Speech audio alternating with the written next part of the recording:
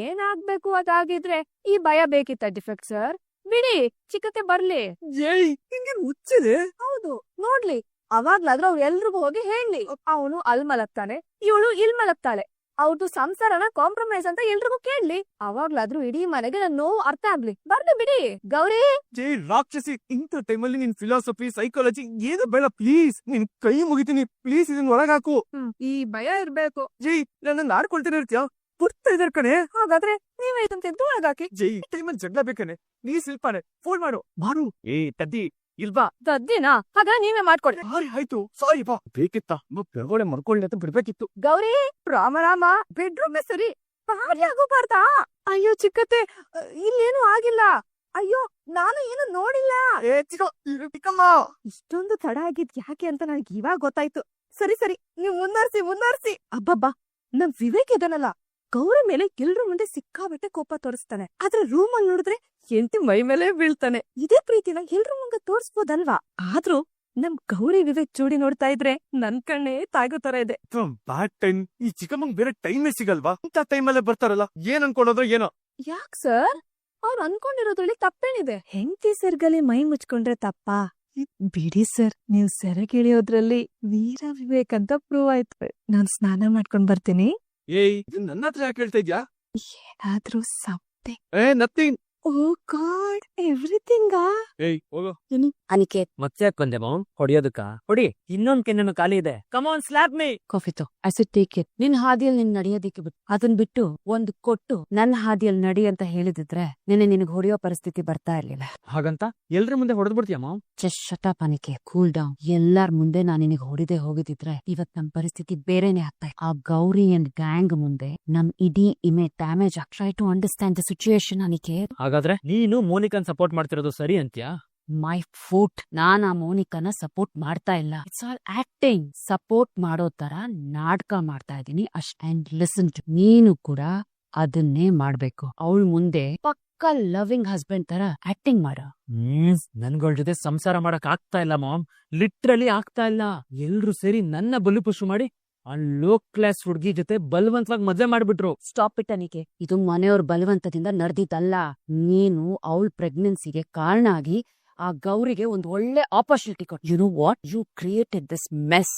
Okay, ಈಗ ಆ ಸಮಸ್ಯೆನೇ ಇಲ್ದಂಗ್ ಮಾಡ್ಬಿಟ್ರೆ, ಅವಳಿಂದ ಆ ಗರ್ಭನೇ ದೂರ ಮಾಡಿದ್ರೆ, ಅವಳನ್ನ ನನ್ನಿಂದ ಪರ್ಮನೆಂಟ್ ಆಗಿ ದೂರ ಮಾಡ್ತೀಯ ಮಾಮ್? ಆ ತರ ಒಂದೇ ಒಂದು ಚಾನ್ಸ್ ಸಿಕ್ಕಿದ್ರೆ ನಾನ್ ಮಾಡ್ದೇ ಇರ್ತೀನಿ ಅನಿಕೆ. I will definitely do it. ಆದ್ರೆ ಇವಾಗ ಬೇಡ. Just wait for the right time. ಇವಾಗ ಏನಾದ್ರೂ ಒಂದ್ ಚೂರ್ ತಪ್ಪಾದ್ರೂ ಇಡೀ ಫ್ಯಾಮಿಲಿಗೆ ಅನುಮಾನ ಬರೋದು ನಮ್ಮೇಲೆ. ಮತ್ತೆ ಏನ್ ಮಾಡ್ಬೇಕು ಅಂತೀಯಾ? ನೋಡು, ಇವಾಗ ಮನೆಯವರೆಲ್ಲ ಅವಳ ಮೇಲೆ ಸಿಂಪತಿ ತೋರಿಸ್ತಾ ಇದಾರೆ. ಪಾಪ ಪ್ರೆಗ್ನೆಂಟ್ ಅಂತ ಎಲ್ಲಾರ್ಗೂ ಒಂದ್ ಸಾಫ್ಟ್ ಕಾರ್ನರ್ ಇದೆ. ನಮಗೆ ಕರೆಕ್ಟ್ ಟೈಮ್, ಕರೆಕ್ಟ್ ಆಗಿರೋ ಆಪರ್ಚುನಿಟಿ ಸಿಗೋ ತನಕ ನೀನೊಂಥರ ಲವ್ವಿಂಗ್ ಹಸ್ಬೆಂಡ್ ತರನೇ ನಾಟಕ ಮಾಡ್. ಮೈಂಡ್ ಇಟ್ ಅನಿಕೆ, ನಾನ್ ಏನೇ ಪ್ಲಾನ್ ಮಾಡಿದ್ರು ನಿನ್ ಫ್ಯೂಚರ್ಗೆ ನೀನ್ ಒಳ್ಳೇದಕ್ಕೆ ಅನ್ನೋದನ್ನ ಯಾವತ್ತೂ ಮರಿಬೇಡ. ಆಯ್ತು ಮೌ, ನನ್ ಫ್ಯೂಚರ್ ಸರಿ ಇರ್ಬೇಕು ಅಂದ್ರೆ ಅವಳು ನನ್ ದಾರಿಲಿ ಇರಬಾರ್ದು. ಹಾಗಾಗ್ಬೇಕು ಅಂದ್ರೆ ಅವಳು ಹೊಟ್ಟೆಲಿ ಆ ಮಗು ಇರಬಾರ್ದು. ಟೈಮ್ ಆಯ್ತು, ಬೇಗ ಓಡುವ, ಫಾಸ್ಟ್ ಫಾಸ್ಟ್. ಎಷ್ಟಾಯ್ತು ರೌಂಡ್ಸ್? 10 ರೌಂಡ್ ಆಯ್ತು. ಈ ಶ್ಯಾಮ್ ಪ್ರಸಾದ್ ಬರೀ ಕವನ ಬರೆಯೋದ್ರಲ್ಲಿ ಮಾತ್ರ ಕವಿ ಅಲ್ಲ, ಅದೇ ಗ್ರೌಂಡಿಗೆ ಬಂದ್ರೆ ಪಕ್ಕಾ ರವಿ. ಏದುಸರು ಬಂದ್ರು ಸುಮ್ನೆ ಕೂರೋ ಮನುಷ್ಯನೇ ಅಲ್ಲ. ಈ ಕವನ ಬರೆಯೋ ಕೈ ಕಲ್ಲು ಹೊಡಿಯುತ್ತೆ. ನೆಕ್ಸ್ಟ್ ಏನ್ ಮಾಡ್ಬೇಕು ಹೇಳು ಕೋಚ್? ಕಲ್ಲು ಹೊಡಿಯುವಂತೆ ಮೊದ್ಲು 10 ಪುಷಪ್ ಮಾಡಿ ನೋಡೋಣ, ಆಮೇಲೆ ನಿನ್ ತಾಕತ್ ಏನಂತ ಗೊತ್ತಾಗತ್ತೆ. 10? ಎಂಥ ಅವಮಾನ ಮಚ್ಚಿ. ಈ ಶ್ಯಾಮ್ ಪ್ರಸಾದ್ ಕೆಪಾಸಿಟಿಗೆ ಬರೀ 10 ಯಾವ ಲೆಕ್ಕ? 50 ಮಾಡ್ತೀನಿ, ನೋಡ್ತಾ ಇರೋ. 50? ಸರಿ ಮಾಡು ಮಚ್ಚಿ. ಎಣಿಸ್ತಾ ಸುಸ್ತಾದ್ರೆ ಮಧ್ಯದಲ್ಲಿ ಹೋಗಿ ನೀರ್ ಕುಡ್ಕೊಂಬ, ಸರಿನಾ? ಫಸ್ಟ್ ಮಾಡು. ಎಣ್ಸು. 1 2 3 4 5. ಮಾಡು ಚಾಕ್ಲೇಟ್. 9 10. ಏನಾಯ್ತು ಚಾಕ್ಲೇಟ್? 50 ಪುಷಪ್ ಮಾಡ್ತೀನಿ ಅಂದೆ, 10ಕ್ಕೆ ಪಂಚರ್ ಆಗೋಗ್ಬಿಟ್ಟಿದ್ಯಾ. ಇವಾಗ ನಿನಗ್ ಬೇಕಾ ಅಥವಾ ನನಗ್ ಬೇಕಾ? ಮಚ್ಚಿ, ಇವತ್ತಿಗೆ ಸಾಕು, ಮಿಕ್ಕಿದ್ದು ನಾಳೆ ಬಡ್ಡಿ ಸಮೇತ ಬ್ಯಾಲೆನ್ಸ್ ಮಾಡ್ತೀನಿ. ಅಮ್ಮ ಕಾಲು. ಹಲೋ ಚಾಕ್ಲೇಟ್, ಕಲ್ಪನೆಯಲ್ಲೋ ಕನ್ಸಲ್ಲೋ ಆ ಹೆಂಗರು ಕವನ ಬರ್ದಷ್ಟು ಸುಲಭ ಅಲ್ಲ. ಗನ್ಸಾಗಿ ಬೆವರಲ್ಲಿ ಬದುಕೋದು. ಮೈ ಕರ್ಗಿಸ್ಬೇಕು, ಮಸಲ್ ಗಟ್ಟಿ ಆಗ್ಬೇಕು.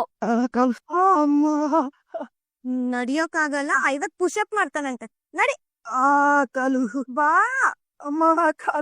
ನಿಕೇತ, ಬಲೇ ಬುದ್ಧಿವಂತ ಕಣ ನೀನು. ಮದುವೆ ಆಗ್ತಿದ್ದಂಗೆ 1 ವರ್ಷದಲ್ಲಿ ಒಂದು ಮಗು ಕುಯ್ ಅಂತ ಬಂದ್ಬಿಡ್ಬೇಕು. ಇಲ್ಲ ಅಂದ್ರೆ ಗಂಡ ಹೆಂಡತಿನ ಮಧ್ಯೆ ದೊಡ್ಡ ಸಮಸ್ಯೆ ಆಗ್ಬಿಡುತ್ತಪ್ಪ. ನಾನು ಈ ಮಾತನ್ನ ಯಾಕೆ ಹೇಳ್ತಾ ಇದೀನಿ ಅಂದ್ರೆ, ಒಂದು ಮಗು ಆಗ್ಬಿಟ್ರೆ ಹೆಂಡತಿ ಕಾನ್ಸಂಟ್ರೇಷನ್ ಎಲ್ಲ ಮಗು ಕಡೆ ಹೋಗ್ಬಿಡುತ್ತೆ. ಅಯ್ಯೋ ನಿಧಾನಕ್ಕೆ ಮಗು ಮಾಡ್ಕೊಂಡ್ರೆ ಸಾಕು ಅಂತ ಹೋದ್ರೆ ಇಲ್ಲದ ಸಮಸ್ಯೆಗಳು ಕಣೋ. ಅದಕ್ಕೆ ಅಲ್ವಾ ನಮ್ಮ ಅನಿಕೇತ ಆ ಸಮಸ್ಯೆ ಆಗ್ಬಾರ್ದು ಅಂತ ಮದುವೆ ಮುಂಚೆನೆ ಮುಂದುವರೆದು ಬಿಟ್ರದು. ಈ ಮಾತಿಗ್ ಬೇಕಿತ್ತಾ? ಸುಮ್ನೆ ಎಕ್ಸಾಂಪಲ್ ಕೊಟ್ಟೆ ಕಣೆ. ಅನಿಕೇತ್, ಎಲ್ಲರೂ ಮಗು ಬರೋ ನಿರೀಕ್ಷೆಯಲ್ಲಿದ್ದಾರೆ. ಇವಾಗಾದ್ರೂ ಅವಳ ನಮ್ಮ ಮನೆಯಿಂದ ಹೊರಗಡೆ ಹಾಕೋದಿಕ್ಕೆ ಏನಾದ್ರೂ ಪ್ಲಾನ್ ಮಾಡಿದ್ಮೋ? ಅವಳ ಮನೆಯಿಂದ ಹೊರಗಡೆ ಹೋಗ್ಬೇಕಂದ್ರೆ ಮೊದ್ಲು ಅವಳ ಹೊಟ್ಟೆಲಿರೋ ಮಗು ಸಾಯ್ಬೇಕು. ಅದಕ್ಕೆಲ್ಲ ಪ್ಲಾನ್ ಮಾಡಿ ಬಂದಿದ್ದೀನಿ ಮಾಮ್. ಏನದು? ಅವಳ ಬ್ಯೂಟಿ ಜಾಸ್ತಿ ಆಗ್ಬೇಕು ಅಂದ್ರೆ ಪಪ್ಪಾಯ ಜೊತೆ ಪೈನಾಪಲ್ ತಿನ್ಬೇಕು ಅಂತ ಹೇಳಿ ನಂಬಿಸಿದೀನಿ. ಹಾಗಾದ್ರೆ ಚಿಮ್ಮಕ್ ರೆಡಿ ಹಾಕಿದಾಳೆ ಮಾಮ್. ಮಾಮ್, ರೂಮಲ್ಕಿನ್ ಸಾಯೋಗ್ಬಿಟ್ಟು ಇಲ್ಲಿಗ್ ಬಂದಿದ್ದಾಳಲ್ಲ. ಏ ಮೋನಿಕಾ, ಏನ್ ತಿಂತಿದ್ಯಾ ನೀನು? ಪಪಾಯ ಮತ್ತೆ ಪೈನಾಪಲ್ ಎರಡು ನನ್ ಯೂಟ್ಯೂಬ್ ತುಂಬಾ ಒಳ್ಳೇದು. ಬುದ್ಧಿ ಎಲ್ಲಿಟ್ಕೊಂಡ್ ಮಾತಾಡ್ತಿದ್ಯಾ? ಬುದ್ಧಿ ಇರೋದಕ್ಕೇನೆ ತಿಂತಾ ಇರೋದು. ಪಪಾಯದಲ್ಲಿ ವೈಟಮಿನ್ಸ್ ಇದೆ, ಪೈನಾಪಲ್ ಅಲ್ಲಿ ಪ್ರೋಟೀನ್ ಇದೆ. ಇದು ನನ್ ಸ್ಕಿನ್ಗೂ ಒಳ್ಳೇದು, ನನ್ ಹೆಲ್ತ್ಗೂ ಒಳ್ಳೇದು. ಅದಕ್ಕೆ ತಿಂತಾ ಇದೀನಿ. ಅದೆಲ್ಲ ನನಗೂ ಗೊತ್ತು. ಆದ್ರೆ ಈ ಟೈಮಲ್ಲಿ ಇದನ್ನೆಲ್ಲ ತಿನ್ಬಾರ್ದು ಅಂತ ಯಾರು ಹೇಳ್ಕೊಟ್ಟಿಲ್ವಾ ನಿನಗೆ? ಈಗ ಇದನ್ನ ತಿಂದ್ರೆ ನೀನ್ ಹೊಟ್ಟೆಲಿರೋ ಮಗುಗೆ ತೊಂದ್ರೆ ಆಗುತ್ತೆ ಅನ್ನೋ ಕನಿಷ್ಠ ಜ್ಞಾನನೂ ಇಲ್ವಾ? ಬೇರೆ ಎಲ್ಲಾ ವಿಚಾರದಲ್ಲೂ ಇಡೀ ಪ್ರಪಂಚಕ್ಕೆ ಬೋಧನೆ ಕೊಡ್ತಿಯಲ್ಲ, ಈ ವಿಚಾರ ನಿಮ್ ಅಕ್ಕಂಗೆ ಹೇಳಕ್ಕಾಗ್ಲಿಲ್ವಾ? 10 ಮಕ್ಕಳನ್ನ ಎತ್ತು ಪರಿಚಯ ಇದೆಯೇನೋ ಅವಳಿಗೆ. ಎಲ್ಲದಕ್ಕೂ ಅವಳೇ ಬೈತಾ ಇರ್ತೀಯಲ್ಲ. ಅವಳು ಹೊಸ ಹುಡುಗಿ, ಅವಳಿಗೇನ್ ಗೊತ್ತಾಗುತ್ತೆ? ಮೋನಿಕಾ, ಅದನ್ನ ತಿನ್ನೋದಕ್ಕೆ ಯಾರು ಹೇಳಿದ್ರು ನಿನ್ಗೆ? ಅಯ್ಯೋ, ಆರೋಗ್ಯಕ್ಕೆ ಒಳ್ಳೇದು ಅಂತ ಅನಿಕೇತ್ ಹೇಳಿದ್ರು, ಅದಕ್ಕೆ ತಿಂತಾ ಇದ್ದೀನಿ. ಅದು ಅವ್ನ್ ಹೆಲ್ತ್ ಟಿಪ್ಸ್ ಕೇಳಿದ್ಲು, ನಾನ್ ತಿನ್ಬೋದು ಅಂತ ಹೇಳ್ದೆ ಅಷ್ಟೇ. ಅದ್ರಿಂದ ಮಗುಗ್ ಇಷ್ಟೆಲ್ಲ ಪ್ರಾಬ್ಲಮ್ ಆಗುತ್ತೆ ಅಂತ ಗೊತ್ತಿರ್ಲಿಲ್ಲ. ಇದನ್ನ ಹೆಂಗಸ್ ಹೇಳ್ಬೇಕು ತಾನೆ? ಯಾಕೆ ಇಷ್ಟೊಂದು ನಿರ್ಲಕ್ಷ್ಯ? ಮನೇಲಿ ಇಷ್ಟು ಜನ ಇದ್ದೀರಾ, ಗರ್ಭಿಣಿ ಹೆಣ್ಣಿದ್ದಾಳೆ, ಅವಳು ಏನ್ ತಿನ್ಬೇಕು ತಿನ್ಬಾರ್ದು ಅನ್ನೋದನ್ನ ಹೇಳ್ಕೊಡ್ಬೇಕು ತಾನೆ. ಇಲ್ಲೂ ನಿನ್ ಪ್ರತಿಷ್ಠೆ ಅಡ್ಡ ಬರುತ್ತೆ ಚಂಚಲ. ಅಪ್ಪಾಜಿ, ನನ್ ಮಾತಿಲ್ ಯಾರ್ ಕೇಳ್ತಾರೆ? ಹೇಳೋ ರೀತಿ ಹೇಳಿದ್ರೆ ಯಾರು ಬೇಕಾದ್ರೂ ಕೇಳ್ತಾರೆ. ಮನೆ ಸೊಸೆ ಅಂದ್ಮೇಲೆ ಎಚ್ಚರ ವಹಿಸ್ಕೊಳ್ಳೋದ್ ಬಿಡವಾ? ಅವಳು ನೋಡ್ಕೊಳ್ಳೋದ್ ಬಿಡವಾ? ಯಾಕೆ ಇಷ್ಟೊಂದು ನಿರ್ಲಕ್ಷ್ಯ? ಈ ಮಾತ್ ಮುಂದುವರೆದ್ರೆ ಇವಳು ಬಸ್ರಿ ಅಲ್ಲ ಅನ್ನೋ ಸತ್ಯ ಗೊತ್ತಾಗ್ಬಿಡುತ್ತೆ. ಅಕ್ಕ, ನೀನ್ ರೂಮ್ಗೆ ಹೋಗಿ ರೆಸ್ಟ್ ಮಾಡು. ಹಾಗೆ ಹೋದ್ರೆ ಹೇಗ್ ಗೌರಿ? ಅಷ್ಟೊಂದ್ ಪಪಾಯ ತಿಂದಿದ್ದಾಳೆ. ಡಾಕ್ಟರ್ ಹತ್ರ ತೋರ್ಸೋಣ. ನಿರ್ಲಕ್ಷ್ಯ ಮಾಡೋದ್ ಬೇಡ. ಅಯ್ಯೋ, ಕಣ್ ಜಾಸ್ತಿ ತಿಂದಿಲ್ಲ, ಕಣ್ಗೆ ಏನೂ ಆಗಿಲ್ಲ, ಚೆನ್ನಾಗೇ ಇದೀನಿ. ಈ ಡಾಕ್ಟರ್ ಎಲ್ಲ ಯಾಕ್ ಬೇಕು? ತೊಂದ್ರೆ ಇಲ್ಲ ಅಂತ ಡಾಕ್ಟರ್ ಹೇಳಿ, ಆಮೇಲೆ ನಮ್ಗೆಲ್ರಿಗೂ ನೆಮ್ಮದಿ. ಅಯ್ಯೋ, ಹಾಸ್ಪಿಟಲ್ಗೇನು ಹೋಗೋದ್ ಬೇಡ. ನಾನ್ ಸ್ವಲ್ಪ ಹೊತ್ತು ಮಲ್ಕೊಂಡ್ ರೆಸ್ಟ್ ಮಾಡ್ತೀನಿ. ನೀವ್ ಹೋಗೋದ್ ಬೇಡ, ಡಾಕ್ಟರ್ ಇಲ್ಲಿಗೆ ಬರ್ತಾರೆ, ತಲೆ ಕೆಡಿಸ್ಕೋಬೇಡ. ವಿವೇಕ್, ಡಾಕ್ಟರ್ ಫೋನ್ ಮಾಡಿ ಕರ್ಸು, ಈಗ್ಲೇ ಬರ್ಬೇಕಂತ ಅಂತ ಹೇಳಿ. ಬೇಗ ಫೋನ್ ಮಾಡೋ, ಗೈನಕಾಲಜಿಸ್ಟ್ ಬರ್ಲಿ. ಈ ಬುದ್ಧಿ ಇಲ್ದಿರೋರ್ ಮಾಡೋ ಎಡವಟ್ಟಿಂದ ಮನೇಲಿ ಎಲ್ರಿಗೂ ಟೆನ್ಷನ್. ಅಯ್ಯೋ, ನಾನ್ ತಿಂದಿರೋದ್ 2 ಪೀಸು. ಯಾಕೆಲ್ಲ ಇಷ್ಟೊಂದ್ ಡ್ರಾಮಾ ಮಾಡ್ತಿದ್ದೀರಾ? ನಾನ್ ಆರಾಮಾಗಿ ಇದ್ದೀನಿ. ನೀನ್ ಡಾಕ್ಟರ್ ಅಲ್ಲ ತಾನೆ? ಸ್ವಲ್ಪ ಸುಮ್ನೆ ನಿಂತ್ಕೋತಿಯಾ? ಬರೀ 2 ಪೀಸ್ ತಿಂದಂತೆ ಡಾಕ್ಟರ್ ಬೇಡ್ವಂತೆ. ವಿಷಾನ ಒಂದ್ ಹನಿ ತಗೊಂಡ್ರು ವಿಷಾನೆ. ಡಾಕ್ಟರ್ ಬಂದ್ರೆ ಅಕ್ಕ ಬಸ್ರಿ ಅಲ್ಲ ಅಂತ ಗೊತ್ತಾಗಲ್ವಾ? ಅಯ್ಯೋ ದೇವ್ರೆ. ಜೈ, ನನ್ನ ಯಾಕೆ ಪಳ್ಳಿತರ ಎಳ್ಕೊಂಬರ್ತಾ ಇದ್ಯಾ? ತಲೆ ಕೆಟ್ಟಿದ್ಯಾ ನಿನ್ಗೆ? ಹೌದಕ್ಕ, ಸುಳ್ಳು ಹೇಳೋರೆಲ್ಲ ಕಳ್ರೆ. ನೀನ್ ಮಾಡ್ತಾ ಇರೋದು ಎಂತ ದೊಡ್ಡ ಮೋಸ ಅಂತ ನಿನ್ಗೆ ಅರ್ಥ ಆಗ್ತಿದ್ಯಾ? ಅಯ್ಯೋ, ನಾನೇನ್ ಮೋಸ ಮಾಡ್ದೆ ಇವಾಗ? ಪಪಾಯ ಪೈನಾಪಲ್ ತಿಂದೆ ಅಷ್ಟೇ ತಾನೇ? ಡಾಕ್ಟರ್ ಬರ್ತಾರೆ, ಟೆಸ್ಟ್ ಮಾಡ್ತಾರೆ, ಬಿಡು. ಡಾಕ್ಟರ್ ಬಂದು ಟೆಸ್ಟ್ ಮಾಡಿದ್ರೆ ನಿನ್ ಬಸ್ರಿ ಅಲ್ಲ ಅನ್ನೋ ಸತ್ಯ ಗೊತ್ತಾಗುತ್ತೆ. ನಿನ್ ಗರ್ಭಿಣಿ ಅನ್ನೋ ಸುಳ್ಳುನ ನಂಬಿ ನಿನ್ನ ಅನಿಕೆ ಜೊತೆ ಮದ್ವೆ ಮಾಡಿಸ್ದೆ. ನನ್ನ ನಂಬಿ ನಾನ್ ಎಂತ ದೊಡ್ಡ ತಪ್ಪು ಮಾಡ್ದೆ ಅಂತ ನನಗೆ ಈಗ ಅರ್ಥ ಆಗ್ತಿದೆ. ನಾನ್ ಮದ್ವೆ ಆಗಾಯ್ತು, ನಾನ್ ಮನೆ ಸೊಸೆ ಕೂಡ ಆಗಾಯ್ತು. ಹೇಗಾದ್ರೂ ಮಾಡಿ ಡಾಕ್ಟರ್ನ ವಾಪಸ್ ಕಳ್ಸೋ ಪ್ಲಾನ್ ಮಾಡು. ಅದು ಬಿಟ್ಟು ನನ್ ಪ್ರಾಣ ತಿನ್ಬೇಡ. ನೀನ್ ಮಾಡೋ ತಪ್ಪುಗಳಿಗೆ ಗೊಬ್ಬರ ಹಾಕಿ ಬೆಳ್ಸೋದು ನನ್ ಕೆಲ್ಸ ಅನ್ಕೊಂಡಿದ್ಯಾ? ಮತ್ ನಾನ್ ಸಿಕ್ಕಾಕೊಂಡ್ರೆ? ನನ್ ಮದ್ವೆ ದಿನ ಅಮ್ಮ ನಿಂಗೆ ಏನ್ ಹೇಳಿದ್ದು? ನನ್ನನ್ನ ತಾಯಿಯಾಗಿ ನೋಡ್ಕೋಬೇಕಂತ ತಾನೆ? ಹಾಗಿದ್ಮೇಲೆ ನೀನೇ ನನ್ನ ಕಾಪಾಡ್ಬೇಕ್ ತಾನೆ? ನಿನ್ ತಪ್ಪನ ಸರಿ ಅನ್ನೋದಲ್ಲ ನನ್ ಕೆಲ್ಸ.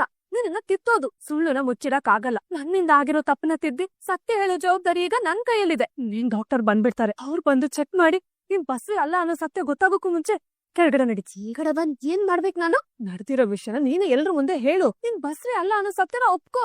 ಜೈ, ಏನೋ ಹೇಳ್ತಿದ್ಯಾ? ಸತ್ಯ ಹೇಳು ಅಂತ ಹೇಳ್ತಾ ಇದೀನಿ. ಇದು ನಮ್ಗುಳ್ದಿರೋ ಒಂದೇ ಒಂದ್ ದಾರಿ. ದೇವ್ರ ಬಾಯಿಂದ ಸತ್ಯ ಹೊರಗಡೆ ಬಂದ್ರೆ ಅವ್ರು ನಿನ್ನ ಕ್ಷಮಿಸಲ್ಲ. ಆದ್ರೆ ನೀನೇ ಹೋಗಿ ಸತ್ಯ ಹೇಳಿದ್ರೆ ಹೋಗೋ ಮರ್ಯಾದೆ ಸ್ವಲ್ಪನಾದ್ರೂ ಉಳಿಯುತ್ತೆ. ಈ ಮನೆಯವ್ರದ್ದು ದೊಡ್ಡ ಮನ್ಸ್ ಕಣೆ. ಅವ್ರಿಗೆ ಸಿಟ್ಟು ಬರ್ಬೋದು, ಬೈಬೋದು, ಆದ್ರೆ ಖಂಡಿತ ನಿನ್ನ ಕ್ಷಮಿಸ್ತಾರೆ. ಡಾಕ್ಟರ್ ಬಾಯಿಂದ ಸತ್ಯ ಆಚೆ ಬಂದ್ರೆ ನಿನ್ನ ಅವಮಾನ ನಿಂದನೆಗಳಿಗೆ ಒಳಗಾಗ್ಬೇಕಾಗತ್ತೆ. ಈಗ್ಲೇ ಹೋಗಿ ಸತ್ಯ ಹೇಳೋಣ.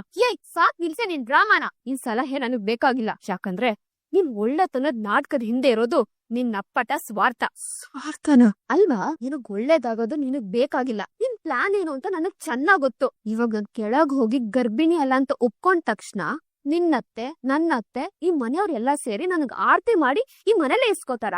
ಇಲ್ಲ, ಕುತ್ತೆ ಪಟ್ಟಿ ಹಿಡಿದು ನನ್ನ ಮನೆಯಿಂದ ಆಚೆ ಹಾಕ್ತಾರೆ. ಆಮೇಲೆ ಈ ದೀನ ಬಂದು ಮನೆಗೆ, ಈ ಮನೆ ಆಸ್ತಿಗೆ ನೀನ್ ಒಬ್ಳೆ ಸೊಸೆ, ನೀನ್ ಒಬ್ಳೆ ಮಹಾರಾಣಿ ತರ ಮೆರಿಬಹುದು. ನಿನಗ್ ಯಾವ ಪೈಪೋಟಿನೂ ಇರಲ್ಲ. ನಿನ್ ದಾರಿಗ್ ಅಡ್ಡ ಬರಕ್ಕೆ ನಿನ್ ಅಕ್ಕನವ್ರಲ್ಲ. ಇದೇ ತಾನೇ ನಿನ್ ಮಾಸ್ಟರ್ ಕ್ಲಾಸ್. ಅದಕ್ಕೆ ತಾನೇ ಸತ್ಯ ಹೇಳು, ಸತ್ಯ ಹೇಳು ಅಂತ ನನ್ನ ಬಲಿ ಕೊಡಕ್ ನೋಡ್ತಾ ಇದ್ಯಾ? ಅಕ್ಕ, ನಿನ್ ಮನ್ಸು ಇಷ್ಟೊಂದ್ ಕೆಟ್ಟೋಗಿದ್ಯಾ? ಅದು ನಿನ್ ಸ್ವಂತ ತಂಗಿ ಬಗ್ಗೆ, ನಿನ್ನ ಉಳ್ಸೋಕ್ ಒದ್ದಾಡ್ತಾರೋ ಈ ತಂಗಿ ಬಗ್ಗೆ ಚೀಪಾಗಿ ಯೋಚನೆ ಮಾಡ್ತಿದ್ಯಲ್ಲ. ನೀಗ್ ಅನ್ಯಾಯ ಮಾಡಿ ಈ ಮನೆ ಆಸ್ತಿ ಅನ್ಭವಿಸೋ ಆಸೆ ನನಗಿದೆ ಅಂತ ಅನ್ಕೊಂಡೆ ಅಕ್ಕ. ಏ ಗೌರಿ, ನಿನ್ ಕಣ್ಣೀರಿನ ಡೈಲಾಗ್ಸ್ ಎಲ್ಲ ಈ ಮೋನಿಕನ್ ಹತ್ರ ನಡೆಯಲ್ಲ. ಹಂಗೆ ನಿನ್ ಸಲಹೆನೂ ಬೇಕಾಗಿಲ್ಲ. ಈ ಸಮಸ್ಯೆಗಳಿಂದ ಹೇಗ್ ಆಚೆ ಬರ್ಬೇಕು ಅಂತ ನಾನೇ ಪ್ಲಾನ್ ಮಾಡ್ಕೋತೀನಿ. ಅದಕ್ ನನ್ ಬುದ್ಧಿನೇ ಸಾಕು. ಅಲ್ಲ ಅಕ್ಕ, ನೋಡು, ನೀನೇನಾದ್ರೂ ಓವರ್ ಸ್ಮಾರ್ಟ್ ಆಗಿ ಕೆಳಗೋಗ್ ಸತ್ಯ ಹೇಳಕ್ ಟ್ರೈ ಮಾಡಿದ್ರೆ ಈ ಮನೆಯಿಂದ ಆಚೆ ಹೋಗೋದ್ ನಾನಲ್ಲ ಗೌರಿ, ನನ್ ಹೆಣ. ನಿನಗ್ ಗುಪ್ತ ರಕ್ತ ಆದ್ರೆ ನಿನ್ ಕಣ್ ಮುಂದೆನೆ ನಾನು ಸತ್ತೋಗ್ತೀನಿ. ಒಮ್ಮೆಲೆ ನಿನ್ ಅಕ್ಕನ್ ಕೊಂದಿದ್ ಪಾಪ ಹುಟ್ಕೊಂಡು ಈ ಮನೇಲಿ ಮಹಾರಾಣಿ ತರ ಮೆರಿಬಹುದು. ಅಮ್ಮ ಕಾಲು ನನ್ ಕೈಲಿ ಆಗ್ತಾ ಇಲ್ಲ ಮಚ್ಚಿ. ಅದಕ್ ಹೇಳೋದು ದಿನ ವರ್ಕೌಟ್ ಮಾಡಕ್ಕೆ. ನಿನ್ ಅಮ್ಮಯ್ಯ ಒಂದ್ಸಲ ಮಾಡಿರೋದಕ್ಕೆ ಮುಗೇನ್ ಕಮ್ಮಿ ಇಲ್ಲ. ಅಪ್ಪ ನನ್ ಕೈಲಿ ಆಗ್ತಾ ಇಲ್ಲ ಮಚ್ಚಿ. ನನ್ ಮೈಯಲ್ಲಿರೋ ನರನಾಡಿ ಎಲ್ಲ ತಮಟೆ ಹೊಡಿತಾ ಇದೆ. ಕವನ ಬರೆಯೋ ನನಗೆ ಈ ಕಲ್ಲು ಮಣ್ಣಿರೋ ಗ್ರೌಂಡ್ ಅಲ್ಲಿ ಪ್ರಾಕ್ಟೀಸ್ ಕೊಡಿಸ್ದಲ್ಲ ಮಚ್ಚಿ. ಮುಗೀತು, ನನ್ ಕತೆ ಮುಗೀತು. ಯಾಕೋ ಚಾಕ್ಲೇಟ್ ಬೈಕ್ ಹತ್ತಕ್ ಆಗ್ತಿಲ್ವಾ? ಹತ್ತಕ್ಕೆ ನನ್ ಕಾಲು ನನ್ ಮಾತ್ ಕೇಳ್ಬೇಕಲ್ಲ, ಅದು ತನ್ನಷ್ಟಕ್ಕೆ ತಾನೇ ನಡಕ್ತಾ ಇದೆ. ನಾನು ಇವತ್ ಮನೆಗೆ ಹೋಗಿ ಸೇರೋದೇ ಡೌಟ್ ಮಚ್ಚಿ. ನೀನ್ ಇದಕ್ಕೆಲ್ಲ ತಲೆ ಕೆಡ್ಸ್ಕೊಬೇಡ. ಫಸ್ಟೇ ಅಲ್ವಾ, ಅದಕ್ಕೆ ಹೀಗಿರತ್ತೆ. ಆದ್ರೆ ಒಂದ್ ಮಾತ್ ನೆನ್ಪಿಡ್ಕೊ, ಇವತ್ ನಿನ್ಗೆ ಆಗ್ತಿರೋ ಈ ನೋವಿದ್ಯಲ್ಲ, ಖಂಡಿತ ನಾಳೆ ಅದ್ ಬರಲ್ಲ. ಓಹ್ ಹೌದಾ ಮಚ್ಚಿ? ಹಾಗಾದ್ರೆ ನಾಳೆ ನನ್ ಗ್ರೌಂಡಿಗೆ ಬರೋದ್ ಬೇಡ ಅಂತಾನಾ? ಮಚ್ಚಿ, ನನ್ ನೋವುನ ನೀನ್ ಈಗ ಅರ್ಥ ಮಾಡ್ಕೊಂಡೆ ನೋಡು. ತಗುದ್ ಬಿಟ್ಟು ಅಂದ್ರೆ 32 ಹಳ್ಳಿನೂ ರೋಡಲ್ಲಿ ಬಿತ್ತು ಬ್ರೇಕ್ ಡ್ಯಾನ್ಸ್ ಆಡ್ಬಿಡ್ಬೇಕು. ಬರಲ್ವಂತೆ, ಬರಲ್ಲ. ಮತ್ತೆ ಈಗ ದೊಡ್ಡ ನಾನ್ ಹೇಳಿದ್ದು ಗ್ರೌಂಡಿಗೆ ಬರೋದ್ ಬೇಡ ಅಂತ ಅಲ್ಲ. ಡೈಲಿ ಹಿಂಗ್ ಬಂದು ಪ್ರಾಕ್ಟೀಸ್ ಮಾಡ್ತಿದ್ರೆ ಬಾಡಿ ಕಂಫರ್ಟ್ ಆಗಿ ನಿಂಗೆ ಯಾವ ತರನು ನೋವು ಬರಲ್ಲ ಅಂತ. ಅರ್ಥ ಆಯ್ತಾ? ಓ ಹಂಗ? ಇವಾಗ ಅರ್ಥ ಆಯ್ತು ಬಿಡು ಮಚ್ಚಿ. ನನ್ ಕವನದ ಅರ್ಥ ಆಗಿಂತಾನು ನಿನ್ ಗುತ್ತೀನಿ ಅಂದಲ್ಲ, ಅದು ನನಗೆ ಸ್ಪಷ್ಟವಾಗಿ ಅರ್ಥ ಆಯ್ತು. ನಾಳೆ ಪಕ್ಕ ನಾನು ಗ್ರೌಂಡಿಗೆ ಬರ್ತೀನಿ ಮಚ್ಚಿ. Good good. ಇವಾಗ ಗಾಡಿ ಹತ್ತು.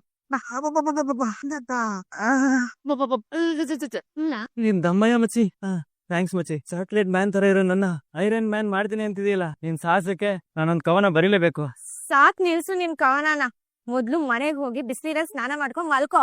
ನಾಳೆ ಏನಾದ್ರೂ ಲೇಟ್ ಮಾಡಿದ್ರೆ ನಿಮ್ ಮನೆ ಹತ್ರ ಬಂದು ಹೇಳ್ಕೊಂಡ್ ಬರ್ತೀನಿ ಅಷ್ಟೇ.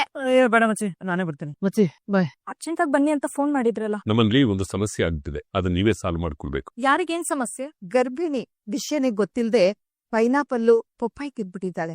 ಮಗುಗೇನಾದ್ರೂ ಅಪಾಯ ಆಗಿದ್ಯಾ ಅಂತ ಸ್ವಲ್ಪ ನೋಡಿ ಹೇಳ್ತೀರಾ? ಬಸ್ರಿ ಅಲ್ದೇ ಇದ್ರು ಬಸ್ರಿ ಅಂತ ಸುಳ್ಳು ಹೇಳಿ ಎಲ್ರು ನಂಬ್ಸಿದ್ಯಾ? ಹೌದು, ತಾನೀಗ್ಲೇ ಎಲ್ರಿಗೂ ಸತ್ಯ ಐತೆ.